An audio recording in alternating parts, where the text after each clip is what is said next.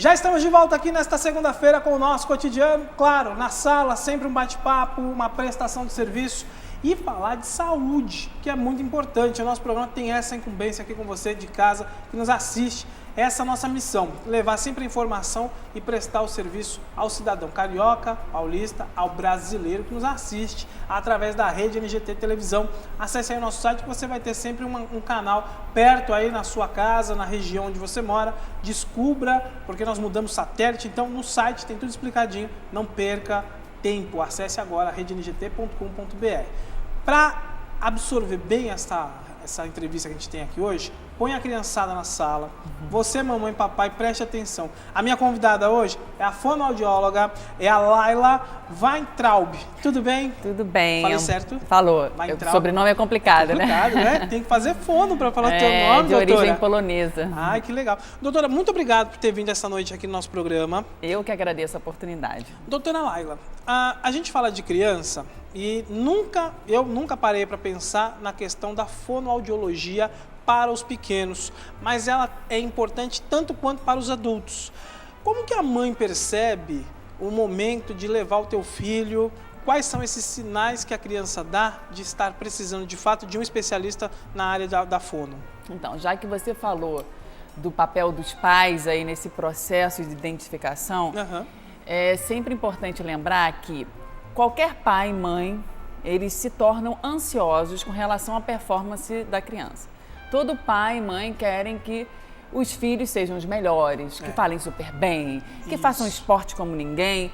Então eles acabam ficando ansiosos e às vezes fazendo uma pressão, mesmo que inconscientemente, para a criança acelere a fala dela. O próprio pai, então, nesse ato desesperador de meu filho é o melhor, ele quer que tudo avance muito rápido. Muito rápido. E eles começam a fazer comparações ou com outras crianças da mesma idade, ou com os filhos mais velhos.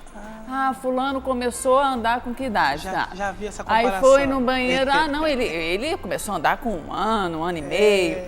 Ele começou a falar. Então, primeiro a gente tem que identificar o que é fala. O que é fala e os primeiros sons que são emitidos. Certo. Muitas vezes as crianças, elas começam a emitir algumas vogais. Porque as vogais, elas não têm nenhuma obstrução na fala para serem pronunciadas, é o que sai com maior facilidade. Você não precisa de nenhum obstáculo. A, E, I, O, U. Então a criança começa a fazer aqueles sons sem obstáculos. Certo. Logo depois, ela começa a balbuciar, que são as primeiras sílabas, e geralmente as sílabas que aparecem mais visualmente. Porque a criança, ela aprende a falar por imitação. Primeiro ela escuta e depois ela fala. Escuta e fala. Primeiro ela escuta e entende, nem fala. Ela primeiro compreende. O que é isso? O que significa essa palavra? Mamãe, papai. Você percebe que na maioria das línguas, no mundo inteiro, papai e mamãe são fonemas bilabiais, ou seja, junta lábio com lábio, que são mais fáceis de serem visualizados. Mamã, papá.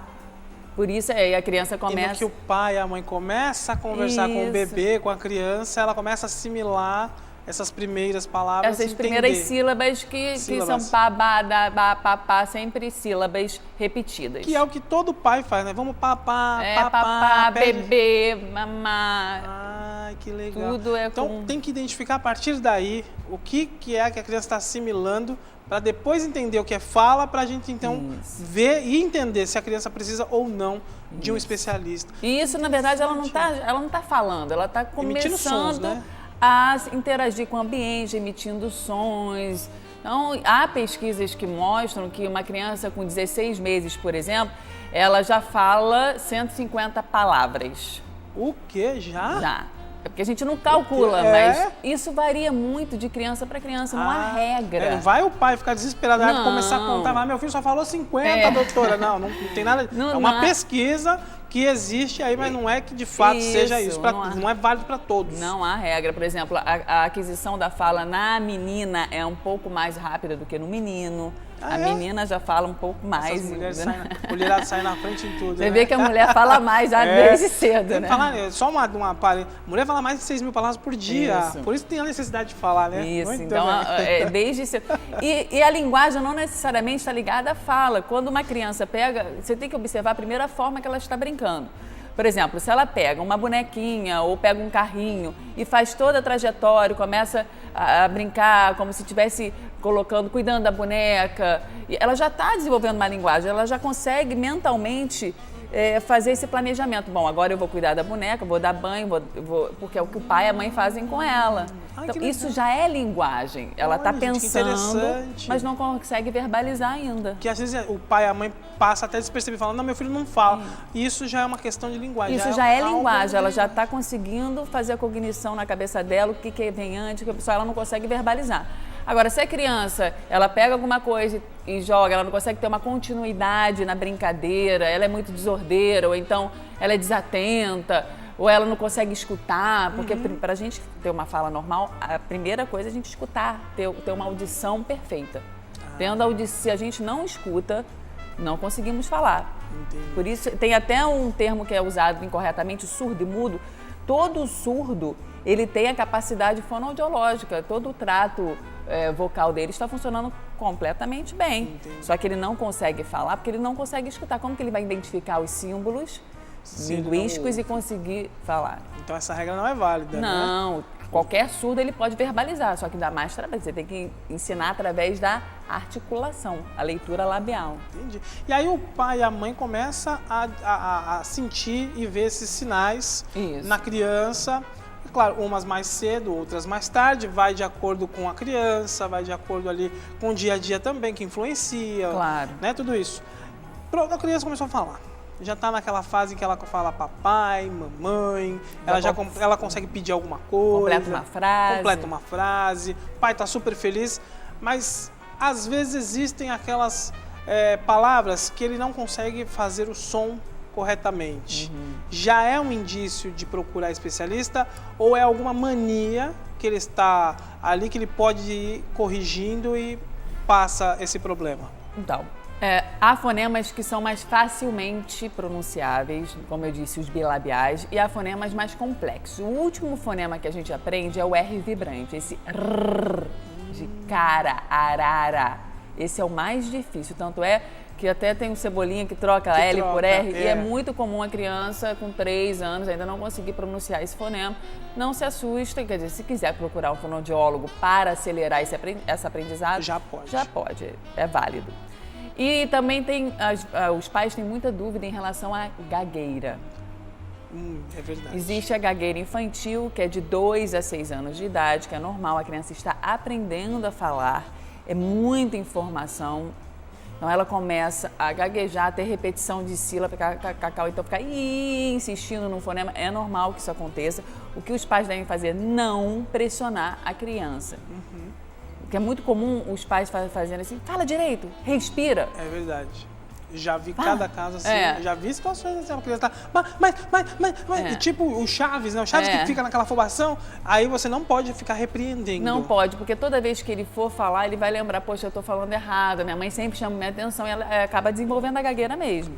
Então, olha, às vezes ela nem tem e desenvolve. Às vezes nem tem e desenvolve, só pela pressão. O indicado é que a mãe... Então qualquer pessoa pode ser gaga? Pode desenvolver a gagueira.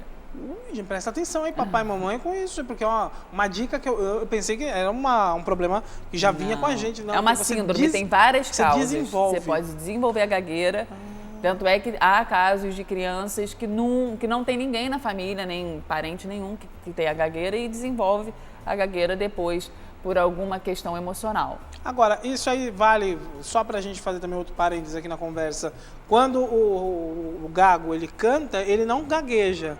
Então, por exemplo, a ideia é essa, todo mundo pode desenvolver a gagueira, mas quando canta, está ali mais tranquilo, aí flui. Né? Porque é uma outra área do cérebro e é uma fala também decorada. Se o gago decorar uma poesia e fala, o problema é a fala espontânea. E a gente trabalha, nós somos especialistas em gagueira, então a gente trabalha também com mudança de voz e de articulação, de padrão articulatório, para que essa fluência da fala seja melhor, porque o gago ele tem problema na temporalização e na fluência da fala. Ele demora um pouco mais de tempo para falar e também não consegue juntar uma palavra a outra. Tem bloqueios, repetição de sílabas, prolongamentos. A gente já viu isso aí. Às vezes a pessoa passa até a ser motivo de piada e bullying, enfim. Até um outro assunto que a gente pode abordar em breve aqui no programa. Agora, uma outra coisa importante citar é que a criança ela começa a falar. E o que acontece? Eu atendo crianças e vários adultos que têm a fala infantilizada. Por quê? Era isso que eu ia falar. Exatamente. Porque a criança começa a falar que ela fala tati-bitati e a mãe e o pai acham lindo. Ai, que lindinho, meu filhinho, e começa a falar assim com o filho. E estimula a criança a ficar, né? E ela fica falando assim durante muitos anos. E às vezes troca fonema por causa disso, porque a gente tem fonemas, vou tentar simplificar para não ficar muito técnico, nós temos fonemas que a gente chama de surdos e sonoros. Por exemplo, o V e o F. O V é um fonema sonoro e o F é um fonema surdo. Tem o mesmo ponto de articulação na boca. Por exemplo, se eu fizer assim, ó, vá, fá, sem emitir som, você não vai saber o que eu estou falando. Você não sabe. Tem o mesmo ponto de articulação, vá, fá. Pode ser um Agora, fá, se fá você botar também. a mão na garganta, põe a mão na sua garganta, faz assim, ó. F. Fá. Agora faz. A diferença é que um vibra e o outro não vibra. Vá. É verdade. Um vibra e o outro não vibra. Não. Então a criança ela começa a misturar esses fonemas. Assim é o P e o B, o T e o D, o F e o V, o X e o J, X, J, V, tá, dá, pá, bá. Olha, gente, que interessante. Então tem que prestar atenção nisso também para haver a correção, para não ficar com esses... seria o quê? Vícios? São vícios? Se chama dislalia. Dislalia? Dislalia, é o termo técnico. É a troca de letras na fala e que pode ocasionar a troca de letras na escrita também. Então é um trabalho, assim, 99% das pessoas não sabem utilizar a voz. E eu tô nesse índice. Mas a gente vai trabalhar e no próximo programa você vai vir com uma voz mais impostada. Uma boa noite a Oi. você de casa. Boa noite. Porque é necessário trabalhar a voz. Eu fiz rádio, eu tinha que fazer fono todos os dias. E não dei certo no rádio por isso. Tá vendo? Nada é por acaso. Não, nada é por acaso. Mas na televisão também não pode esculhambar, né, doutora? Não pode fazer... fazer com a voz maluca. Doutora, adorei o bate-papo. Tem muita coisa ainda para tirar de dúvidas. Eu queria que você voltasse mais vezes com outros temas nessa área, porque eu sei que abrange muita coisa. Muito A gente pode falar na questão de amplo. trabalhar com voz, que professores têm que cuidar bem da voz, cantor, artista. No meu caso aqui, a gente citou agora que fez uma brincadeira, mas tem que cuidar. Você que quer se tornar uma pessoa pública ou trabalha dando palestras, Isso. uma figura que tem que trabalhar com o público, tem que ter uma voz legal e saudável. E o medo de falar em público também, que é o maior medo da humanidade. E tem como fazer. Tem. A reversível, né? Sim. Você tem que reverter esse medo Claro. e encarar uma plateia. Falar para 1 e para 1 milhão de pessoas ao mesmo Inclusive, tempo. você falou das crianças, é importante que os pais estimulem isso já desde cedo nas crianças. Façam com que eles fiquem em evidência, com que eles apresentem. Tem vários brinquedos que pegam no microfone, que elas falem, que elas falem que sim. Isso também já é um estímulo Já para pra não ficar com comunicação. essa vergonha, essa Isso. timidez de encarar Depois que público. ela começa a ler leitura em voz alta, na família Tem mesmo. mais, né, doutora? Antigamente as escolas faziam leitura, a gente tinha que... Eu fui da época que a professora pedia para ler o livro para a classe toda. Então perde-se a vergonha ali. Se não fizer, perde ponto. Hoje não, tudo é no computador ali, o cara isolado. Isso o cara nem também, emite som mais. O cara... As crianças ficam cada vez mais no seu próprio mundo, não treinam, porque comunicação é treino.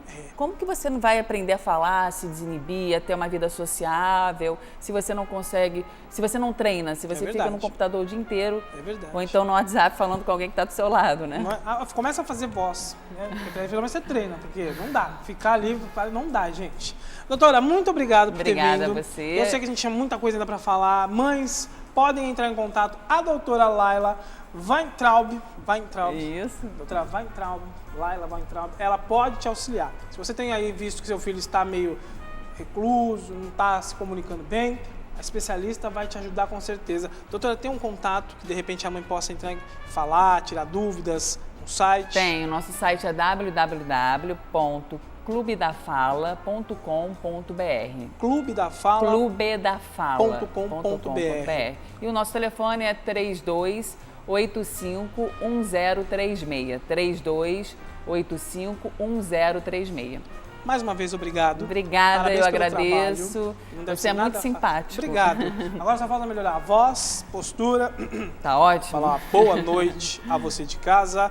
Mas eu vou fazer um rápido intervalo. Eu vou conversar com a doutora para que ela volte com outros temas aqui importantíssimos. Falar de cantores, aqui o Zezé, o caso do Zezé, que acabou com a voz. Isso, disfonia, problemas de calo, de prega vocal, de Sentiu problemas aquele sérios. pigar, não pode ficar fazendo, né, doutora? Isso não pode fazer direto, né? Ficar...